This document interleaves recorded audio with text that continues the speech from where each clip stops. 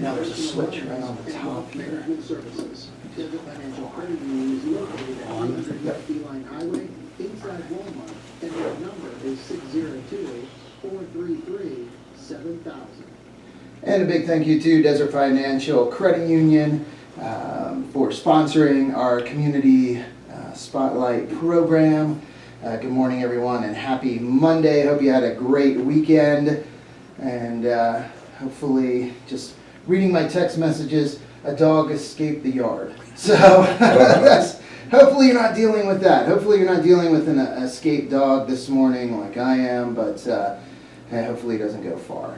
But yeah, beautiful weekend and fall weather. Goodness, nice cool Amazing temperatures. how quickly that changed. It is. It's nice, and looking forward to some great weather and a lot of great events happening in October here in Payson. One of them is Payson celebrating its 50th anniversary of being incorporated as a town.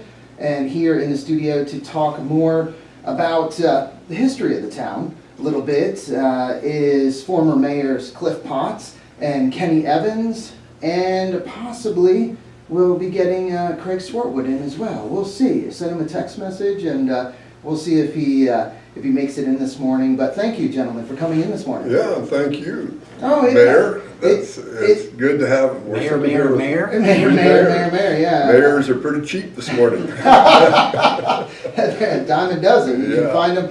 You throw a rock, you'll hit a mayor. No, it's exciting to be talking about the town.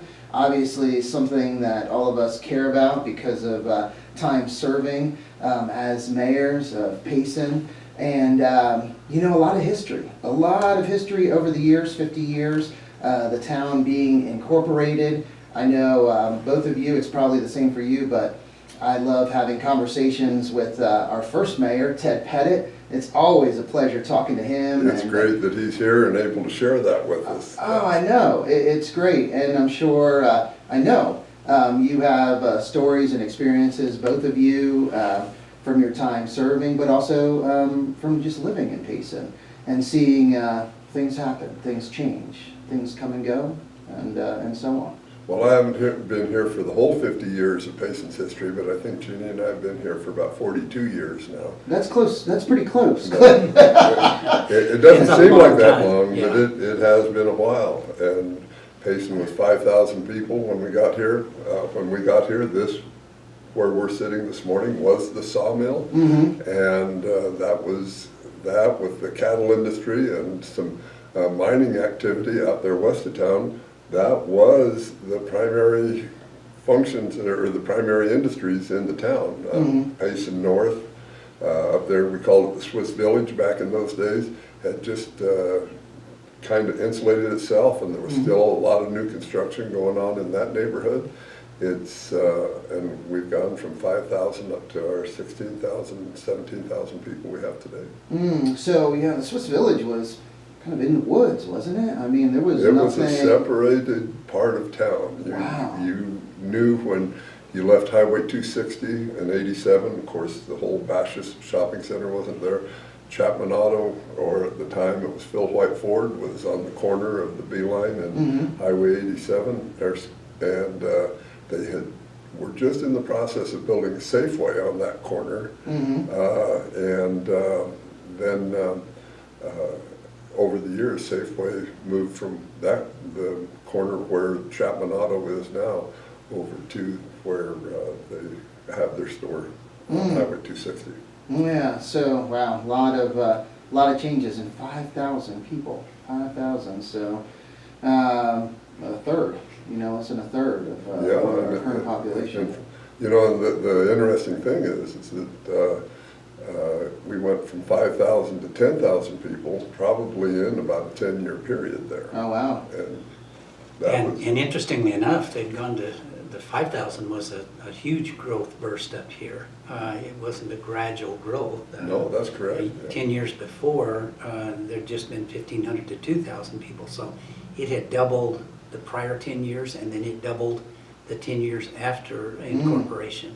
Wow. So yeah, going from 5,000 to 10,000, 10 years, like 500 people a year or so. Yeah, approximately. and growing, and then it stayed at 10,000 for a little bit, and then another growth spurt to the 15, I believe. Correct. That happened again in a relatively short period of time between about 98 and 2005. Mm. And so we've grown in these spurts, it's Mhm. true, but we're in one of those not so good spurts right now. We've grown very, very little over the last decade. Yeah, there has been not nearly as much growth, and it seems like it might change, might not. We'll see. It's kind of I don't know. Well, one of the things that has happened, however, is a dramatic change in the demographics. Mm-hmm. You know, we see a lot of California money coming in and buying what I'm going to call mega homes, but mega mansions, and that certainly is changing the very flavor of the community. Mm-hmm. That is the key part of the market right now. Mhm. The average sales price in Payson is up by over 20% year over year Mhm. right now, yet the average number of transactions are down by more than 20%. Gotcha. And that indicates that it's the more expensive homes that are selling. Mhm. It's kind of interesting that we are in a workforce housing crisis right now, Mm-hmm. yet we went through that exact same thing about 15 years ago. And Gotcha. we had absolutely no workforce housing. Workers could not buy housing, couldn't afford to Mm-hmm. locate in Payson because there was no place for them to live affordably. Mhm. And so it's interesting how those cycles just occur and reoccur. Yeah. Did you notice that when that happened before or earlier, was that also an issue statewide like it is today? Absolutely. It was, okay. It was, the interest rates were high, Mm-hmm. the average sales price was high, and wages were low. Almost the identical situation that we have going on right now today. Wow. And what do you remember what created that? What? Well, I think looking back, you'll remember we were just in the stages of entering the Great Recession, Mhm. which was caused by a Mhm. whole series of Mhm. things, but one of them was the mortgage Oh, yeah. fiasco. Gotcha. And, Yeah. and so suddenly there was a situation where people, the prices, wages, everything had been Yeah. going up, and they didn't just gradually came down. They went right off a cliff. That's Mhm. exactly right. And no, so, not you, Cliff, but Just drop over sometime, yeah. But, no, that's true. I can't. That's right. It's hard for me to believe that 2008, 15 years ago. Oh my gosh, 15 years ago. that did a lot, though, for affordable housing. People, Mhm. interest rates just plummeted, Mhm. and the price of housing plummeted. Wages for the people that were working remained relatively constant. So Mhm. our school teachers, our healthcare workers, our first responders, they could find housing. Mhm. We're in a situation today where they cannot find housing. Yeah. I definitely don't want to go back to the solution that occurred in 2008. No. But those are ongoing challenges that you're facing, and that have faced virtually every mayor, every administration the town has had. And Mhm. while I agree with you, these are statewide problems, the solutions are going to be local. Mhm. They have to be local, and so that's the fun part of being a part Yeah. of the community, is coming up with those answers. Well, hey, I know we could spend hours talking about those things, Yes. but want to talk about the celebration, 50th anniversary, and just a little bit, the history, the town, over the years, events. Events have been a big part of the town. I know there for a while we saw some of the events go away because of the recession, because of the economy, the town. I remember when concerts in the park had to be suspended, when there were no concerts in the park because of lack of funding. But now events really, I think, have come back and come back really strong. And that's a big part of Payson, isn't it? It is. Events. We've historically been the festival capital of Arizona, Mhm. and back years ago, there was a concerted effort that there would be a festival every weekend. Mm. We had the Loggers Festival, again related to the sawmill that's gone now, but we had the Fiddlers Festival, which was Still. Just great. Yeah. If you attended that this week, and it's been going for many, many years. The rodeos, and we've had Car clubs, Car it goes on and on. Mm-hmm. Interestingly, when I was elected mayor 15 years ago, we did have to tighten our belt a little bit, but we had 114 events that year. Now, there are 52 weeks in a year. That meant that there were more than one event every week throughout the year. And so during the summer months, that meant we had 2 or 3 activities going on. Many of those having to do with the nature of the town, rodeos, gymkhanas, those kinds of things. But we kept the circuit going. Oh yeah, softball tournaments, little league tournaments. There is so many events, activities, groups within the town that do events here. That it's very busy. I know people. Sometimes they'll say, "Wait a second, why are there multiple things going on On the same on the weekend, same weekend?" time. That's poor planning. I said, you know what? Try and plan an event when there isn't something going on in the summertime. It's impossible. You're going to have multiple events. It's just the nature of the beast, the way it is. People love to be in Payson in the summer. Yeah. I think one of the real cool things about the whole festival or the whole activity arena is that you take our local people and they are putting their heart and soul into whatever activity they have going on. And like Kenny just said, it's a huge number at any given time. And you got people that are committed to doing that. We have, and we've always had in Payson from the time I've been here, an amazing volunteer spirit in this community. Yes. Yeah, volunteerism is a big part of the community, and you look at all of the nonprofits in town and how active they are. They are very active, and the services they provide the community, what they do for the community, has a big impact on the community for sure. It does, and has always, going back to the very earliest days. You were asking about the celebration on the 14th. Interestingly enough, this has kind of come together as an ad hoc committee. It wasn't started by the town of Payson. It wasn't started by an organization. It was literally a group of us saying, hey, this is our 50th reunion. We need to be doing something. I think I whispered that in your ear here about 6 months ago. I know, and I think there were a lot of people in town that just, their reaction was, really? Wait, it's our 50th anniversary? It snuck up. I think it really snuck up on a lot of people. Everyone, tends to be busy these days. You have a lot going on, and but then it was funny when, we started mentioning that. I'm sure you saw the same reaction. You mentioned it to people, and you see them calculating in their head, well, wait a second, when was the first year? And, 73. Oh my goodness, it is 2023. Wow. What was I doing in 1973? I remember driving through Payson, and there was one blinking light at the corner of Highway 260 and 87. Just a A blinking. caution light going north and a blinking red light coming in on 260.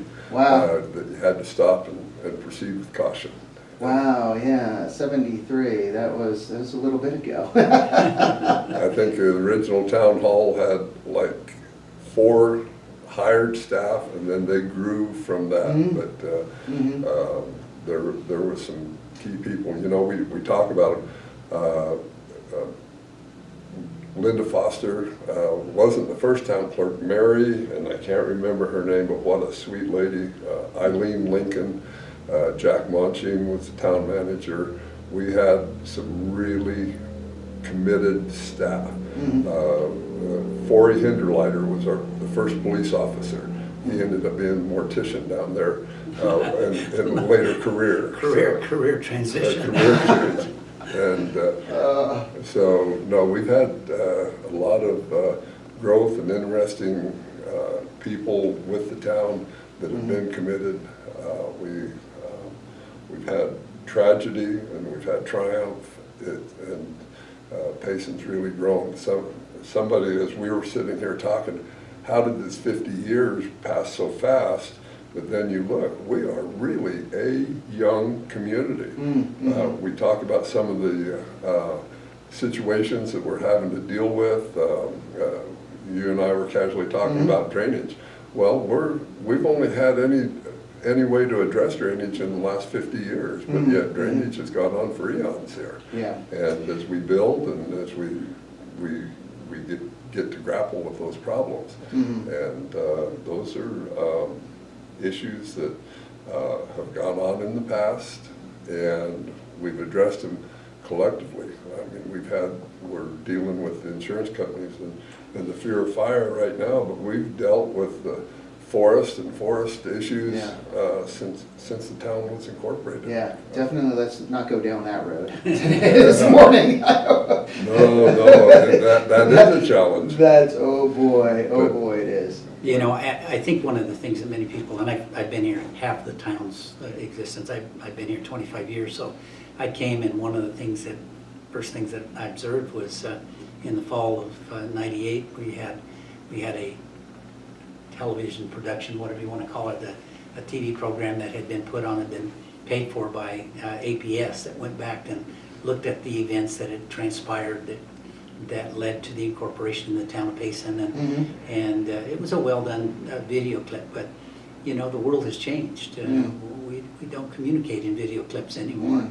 So one of the things that we're doing for this 50th celebration is doing a series of podcasts, interviewing some of these folks who were like Cliff, who were here in those early days of the town, and who can talk about personalities and individuals and decisions and crises that they had to address in those early days. And so we're capturing their thoughts on the current medium, which is podcasts, using social media to spread the word about the origins and the evolution and the beauty of the town of Payson.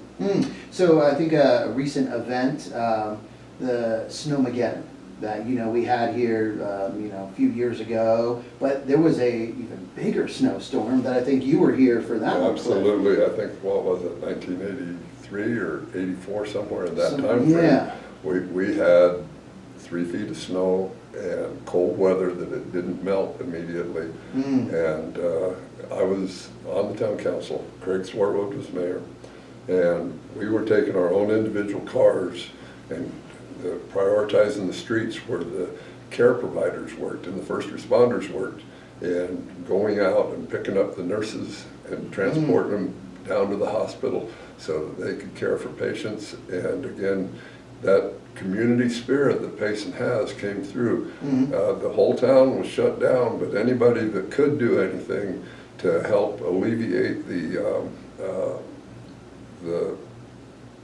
challenges that come from having a major storm event that locked down the town, we put our snow boots on and got out there and got to work and got through that storm event. Wow. Yep.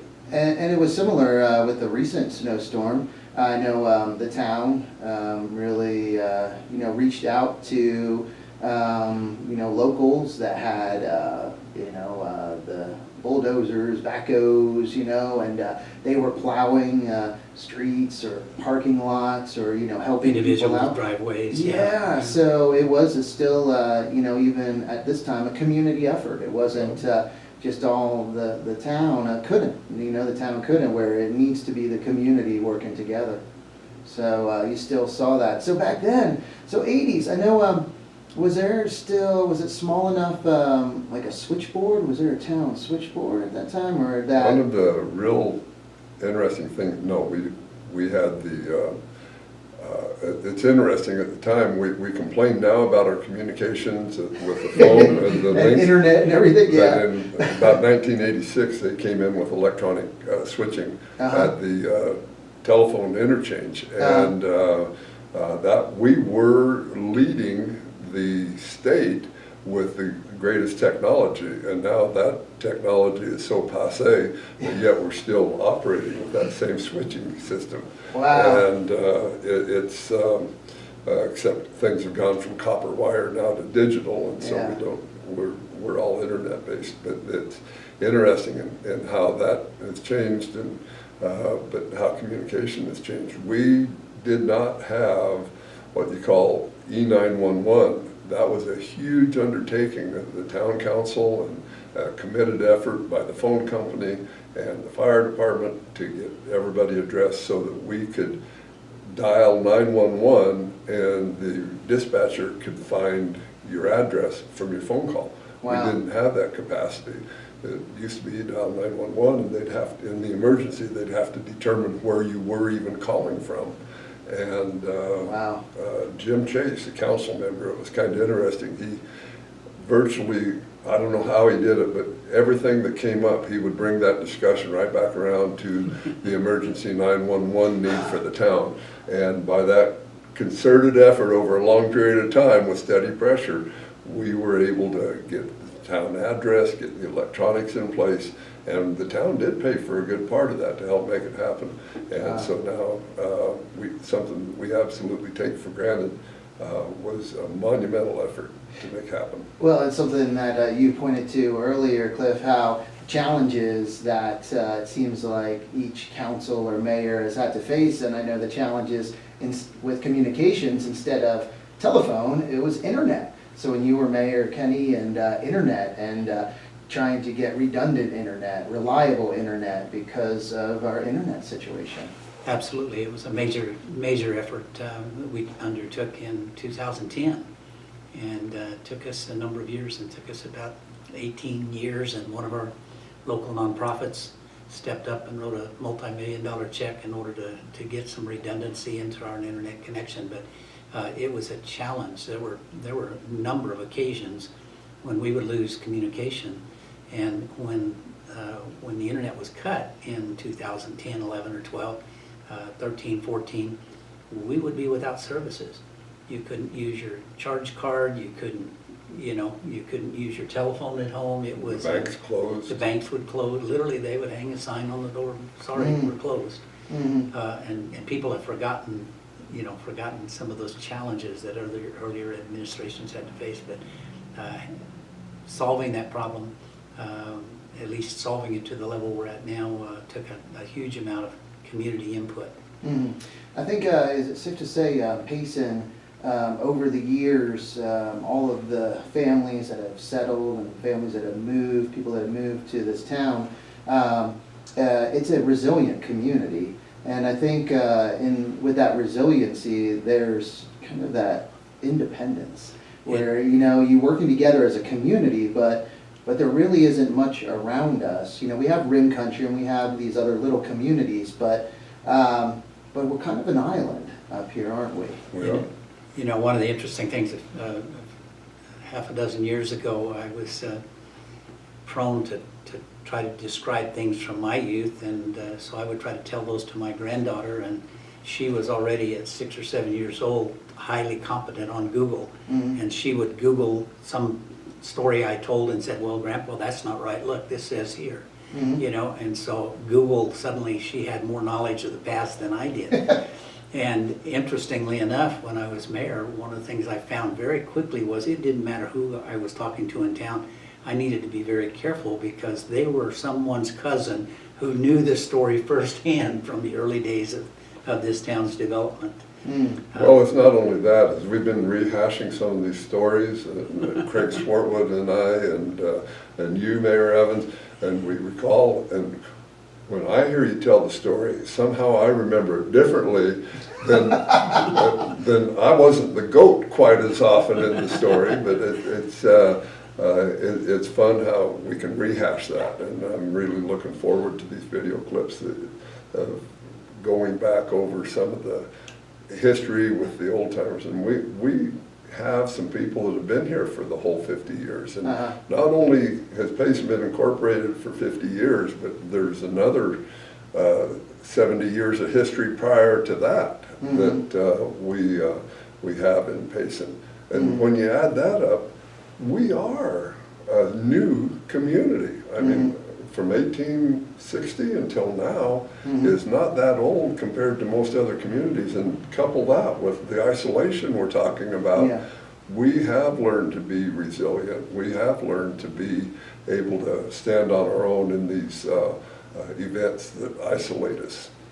One of the interesting things when I moved to Payson, a fire had occurred up in Pine with a lady who had been a great historian here in town and kept a lot of books and stuff. And she called me one day and said, I have a book that we were able to recover from the library before it burned down, and it's got your mother's names in it. And so I went and looked at it, and sure enough, it was this huge atlas and dictionary from 1950. And in it, it had the population listed of every town and city in the state of Arizona. The town of Payson in 1950 census had 315 people. 315 people. So Wow. the people who complain about potholes in their street now probably have a memory that doesn't take them back to the days when we had dirt streets here before incorporation. Oh, yeah. This was a dusty little rural community, and we didn't get paved streets until after those early pioneers took that huge leap of faith, incorporated, and then were able to get additional funding to start paving the streets that we have today. And that was huge. I remember coming up here in the 1970s, and Payson Ranchos, which is, you take for granted, I mean, we complain about the potholes, but you take for granted the streets in there. But that whole neighborhood was a cloud of dust when you went in the summertime to any of those, and mostly summer homes, but at the same time, it was crazy that all the side streets in Payson were dirt, and if you went over 10 miles an hour on them, you were kicking up a cloud of dust behind you that left for all the neighbors to deal with. And have Alan watching, and forgive me if I don't say it last night, Diffenbaugh. Yeah, Diffenbaugh. And asking about explaining how Payson was incorporated 50 years ago. That is correct. Payson incorporated 50 years ago, 1973, so we're celebrating the 50th anniversary of Payson as a town being incorporated, but she said many of us have lived here a lot longer than that. That is true. I think you said 1860, was it 1883, I think it is, as far as Payson being like founded. When it actually got the name Payson applied to this community that had been, one of the challenges was that the earliest communities here in northern Gila County were, I think Gaisila was one of the first. And Payson at this location, the key was Payson at this location was just a little crossroads. There was a community, but it was further west than here. And so I think what you're referring to is, yeah, the town of Payson actually got that name applied to it when, that occurred, I believe, in '83. I believe something in the back of my mind. 1883, I believe so. Something tells me that. 1882, founding year Payson, considered to be 1882, but which time the town was known as Green Valley. Green Valley was out where Cowtown Estates over by Golden Frontier is now. Yeah. And then Marysville was out to the west. Gotcha. And that was primarily a mining town. 82 was when Senator Payson from Illinois got Payson a post office. And so they named the post office after Senator Payson. Levi Joseph Payson. For giving us Wow. that facility. So that's when it all started, and congratulations on the person that's been here for more than 50 years. That's great. Diffenbaugh? Yeah. Miss Diffenbaugh? Yeah. And that's It's awesome. It's awesome. It brings back Elaine Drorbaugh was on the town council. Her and her husband Walt had lived here for many years. They started the Loggers Festival, and there's a lot of people, and we were under county control, and that was, we've always been a part of Gila County with the county seat in Globe, and that's where the government was before Payson incorporated in 1972, and so by incorporation that gave us the ability to govern our destiny up here a little bit closer.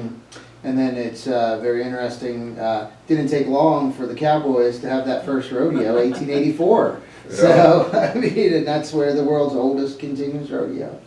That's great. I think the brothels down on what is now Main Street, or historic Main Street, probably were the genesis for those cowboys coming here and suddenly organizing. Yeah, and the rodeo was right there on Main Street, wasn't it? The rodeo was on Main Street. It's been in various locations all over the community. You talked about some of the more interesting things is the relocation of the Payson Rodeo grounds from Rumsey Park, where our soccer field is now. That's where the old rodeo used to be, and moving it out to the multi-event center. And one of the more memorable things that occurred as a result of relocating that was the threat of burning down the rodeo arena, which I was out there one day during the rodeo, and a gas stove that they were cooking under the arena seats, Which were all wood, right? all wood, went up in flames. Our firefighters pulled that stove out of there, just yanked it out of the kitchen, and were able to prevent that fire from happening. The way we got rid of the old grandstands was that the town council and some of the key town staff went out, and we threw flares, road flares, into the old grandstands, and literally those grandstands went up in flames in less than 3 minutes. Within 30 minutes, they had burned to the ground, and it was... Kevin was watching. That is exactly right. With 1,700 people in the stands and that gas stove under there, if that had spread that fire, thank goodness for our first responders. We've always had a fire department since the town's incorporated, but that was a huge undertaking. The fire department was one of the first forms of local government. Every once in a while in the parade, you'll see the first fire truck. Yeah, with Chuck Jacobs there, yeah. Yeah, but those, prior to that, those guys... But he wasn't there in 1883. Maybe close, a year or two later. But in the 1940s, and when there were only 200 or 300 people here, they'd respond to fires with a little more than a bucket brigade, just like out of the old movies. And we were, when I was mayor, we had the State Historic Preservation Office come up and do a survey of all the old buildings in Payson. And they came up with only 49 buildings that had any historical significance. Well, it was a joint work study session between SHPO, State Historic Preservation Office, our Planning and Zoning Commission, and the Town Council. And Mayor, or soon to be Mayor, subsequently to be Mayor Murphy, on the council at the time, he says, well, 49 buildings, what happened? There had to be more than 49 buildings in Payson. Audrey Harrison, who grew up here in Payson, whose dad had the first electric company in Payson, and he had been on the Planning and Zoning Commission as long as I could remember. He just looked at Ken with kind of a quizzical look on his face, and he says, well, they all burnt down. That was a standard urban renewal method of... You'd burn it down and start over. Burn down and start over, unfortunately. Yeah. Wow. Yeah, that is interesting because being a more ranching community and log homes, log cabins, wood structures versus other communities where they have the mining and they, everything's stone, like in Globe. It's a little different. The buildings do not last as long when they're wood. No, that's right. Henry Hayne had a Texaco station over there on McLean before the Beeline Highway came through. And he was a local mover and shaker, and he was one of the guys that got our fire district originated. In fact, even today, the only property tax that you pay on your tax bill that goes to the town of Payson was a very small amount, and that is what was left over from that original fire district tax. That, as in government, no tax ever goes away. But the only tax revenue that the town gets on your property tax, even today, was from the old fire district tax. For the fire district. Wow. Wow. Interesting. Well, goodness, we could keep going, but it's already after 10:30 here, but it's good. Really encourage everyone. We're going to do another program next Monday about Payson's 50th anniversary celebration. Again, 50th anniversary of being incorporated as a town in 1973, and talk about the events that will be happening at Green Valley Park on October 14th. Right after the car show, we have our classic car show going on that morning into the afternoon, and then after that, have a lot of family activities, kids games, music, vendors, and fireworks at night. So it'll be a fun day. That's October 14th, so put that on your calendar. Thank you so much, Mayor Absolutely. Potts, Mayor Evans, for coming in, and Mayor Swartwood, wherever you are. Hope you're having a good day out there, and we'll get him in another time. Maybe the next program, we'll get him in here. Well, thank you, Mayor. All right, you're very welcome. Well, time to get back to the music with some Van Halen, Rolling Stones, Loving Spoonful, and more. But first, let's get a quick update from the National Weather Service. With this morning's KRIM weather forecast for Payson and surrounding areas.